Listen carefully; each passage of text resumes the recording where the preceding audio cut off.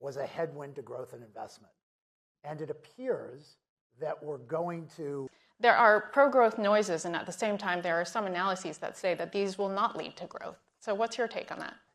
And the shift in administration, which I think appears to be an administration that's going to run a more growthy kind of playbook, is one that's quite good for our business and our business activity. Now, whether or not it plays out that way, the market's saying it's going to play out that way.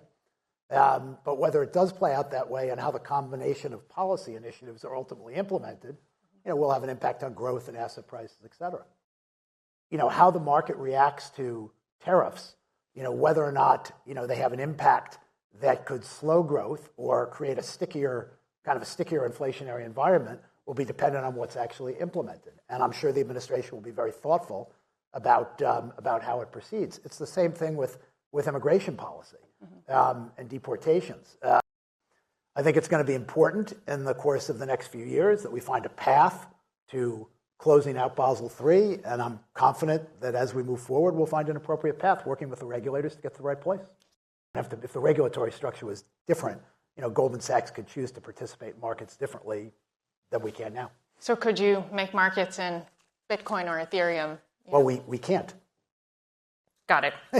I mean, if the regulatory structure changed, we would evaluate that. But at the moment, we're not permitted to. Got it. I've got a great job, and I'll be the CEO as long as the board wants me to be the CEO.